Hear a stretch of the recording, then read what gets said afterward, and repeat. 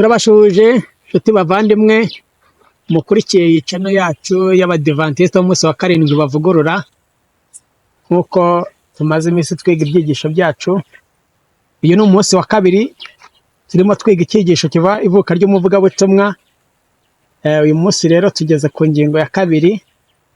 Mbere y'uko tuyiga, reka tubanze dusenge. Data dukunda mubyeyi wacu, urakoze cyane muri iki gitondo kubwo umwanya uduhaye ngo twige ijambo ryawe.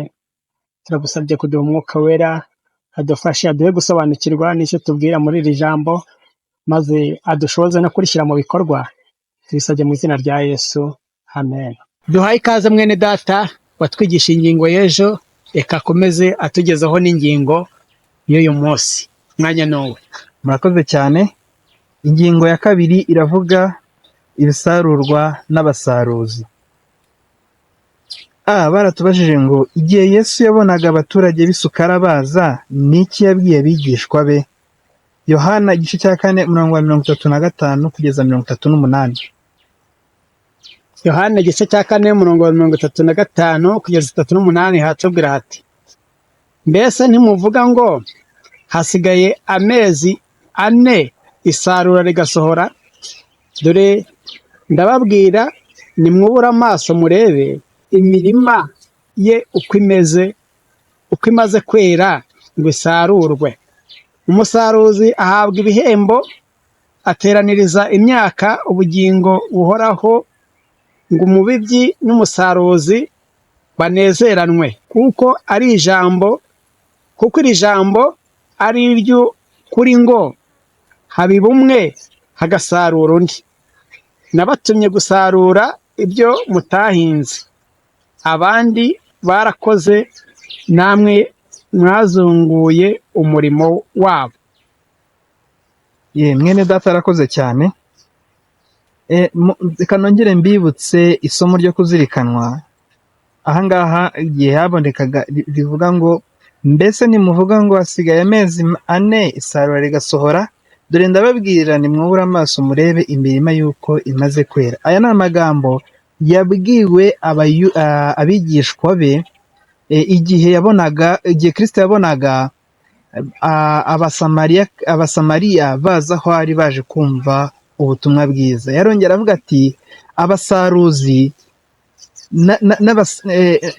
n'abahinzi bose bagomba kunezeranwa, kuko bagomba gusangira kuri ibyo ngibyo. Rero ahangaha uyu musamariyakazi yabaye umuhinzi, hanyuma noneho abayuda bakaba bagiye gusarura ibyo batagize gute, batahinze. Arababwira ati umusaruzi ahabwa ibihembo.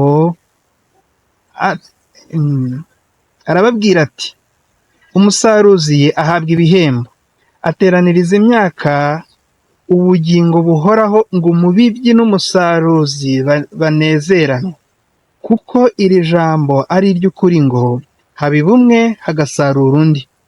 Aha Kristo yerekanaga umurimo w'agaciro abemeye ubutumwa bwiza bagomba gukorera Kristo. Ahangaha batweretse neza ko igihe cyo gusarura kiri bugufi, kirageze. Kristo yarateye, hanyuma natwe tugomba kugira gute? Tugomba gusarura. Rero kandi yarongera aravuga ngo iri jambo ngo ni iry'ukuri, umusaruzi n'umubibyi ngo bose bagomba kugira gute? Bagomba kunezerana. Uwiteka akeneye ko buri muntu ku giti cye agira icyo amukorera, kandi twaba tubiba cyangwa dusarura, turakorera Imana. Umwe ubiba imbuto, undi agasarura, kandi bombi umubibyi n'umusaruzi bagahabwa ibihembo, bose bakanezezwa n'ingororano y'umurimo wabo. Izina ry'Uwiteka rihabwa icyubahiro. Baratubajije ngo ni iyihe ngaruka y'ubuhamya uwo mugore yahamije Kristo, kandi n'iki dushobora kwigira ku musaruro byagize? Yohana igice cya 4:39. Yohana igice cya 4:39 haragira hati: nuko benshi mu basamariya bo muri uwo mudugudu bizera Yesu, kuko bumvise amagambo y'uwo mugore ahamya ati, yambwiye ibyo nakoze byose. Ingaruka rero, ingaruka yabayeho ni uko abo basamariya babashije gukurikira Kristo, babashije gukurikira uwo musamariyakazi bitewe n'ubuhamya yari yatanze. Igihe twunze ubumwe na Kristo tugira umutima wa Kristo. Gukiranuka n'urukundo bigaragarira mu mico yacu. Kugwa neza n'ukuri bigenga imibereho. Mu maso hacu hahinduka ukundi. Kristo aguma mu bugingo, akoresha imbaraga ye ihindura imibereho y'inyuma, ikagaragaza amahoro n'ibyishimo biri imbere. Ibi bitandukanye n'abantu bajya bavuga ngo Kristo ntajya areba inyuma ahubwo areba imbere. Rero ibiri inyuma nibyo bigaragaza umunezero uri imbere, nibyo bigaragaza urukundo Kristo akorera mu bugingo bwacu. Tugotomera urukundo rwa Kristo nk'uko ishami ritungwa n'ibivuye mu muzabibu. Niba dutewe muri Kristo, iyo dufatanye n'umuzabibu nyakuri, tuzabihamisha kugira amaseri menshi y'imbuto z'ukuri. Nituba dufatanye n'umucyo, tuzaba imiyoboro y'umucyo, kandi mu magambo n'ibikorwa tuzamurikira abatuye isi. Igihe cyose rero Kristo azaba amaze kwinjira mu bugingo bwacu, tugagotomera amakakama y'urukundo rwe, imbuto cyangwa ibyo ingaruka zizaba ibikorwa byacu bigaragara inyuma. Kubwo gutumbira tugomba guhinduka, kandi igihe dutekereje ku gukiranuka kwa cyitegererezo wacu wavuye mu ijuru, tuzifuza guhindurwa byimazeyo, ndetse no kugirwa bashya mu ishusho yo gukiranuka kwe. Mu kwizera umwana w'Imana niho guhinduka kwa kamere kubonekera. N'umwana wo kugirirwa umujinya agahinduka umwana w'Imana, ava mu rupfu akajya mu bugingo, ahinduka uw'umwuka kandi akarondora iby'umwuka. Ubwenge bw'Imana bumurikira intekerezo ze, maze akabona ibitangaza byo mu mategeko yayo.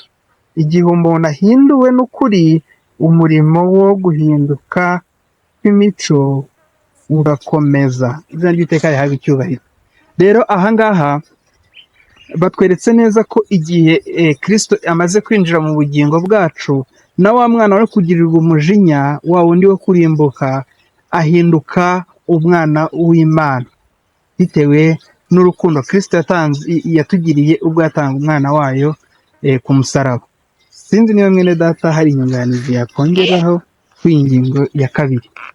Ingingo ya kabiri yo irabwira twebwe turimo tuyumva ko Yesu yavugaga uko uriya mugore yabaye umuvugabutumwa, ko yahindutse umuvugabutumwa.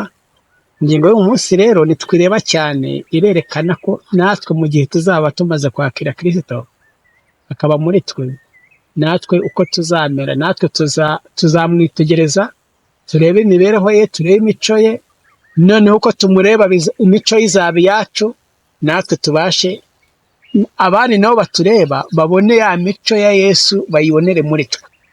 Mu by'ukuri rero Imana idufashe kugira ngo iyi ngingo igire icyo yubaka ubugingo bwacu mu izina rya Yesu. Amen. Mwene data arakoze cyane. Reka dusoreze hano ingingo y'uyu munsi. Nahejo.